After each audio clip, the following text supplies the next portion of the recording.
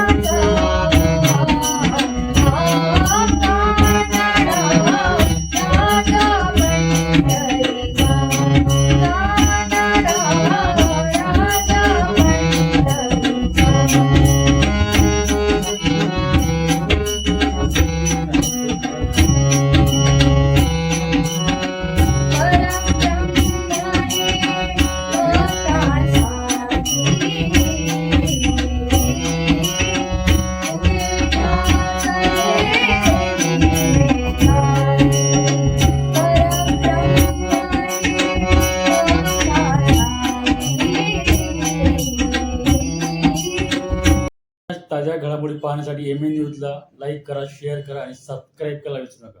धन्यवाद.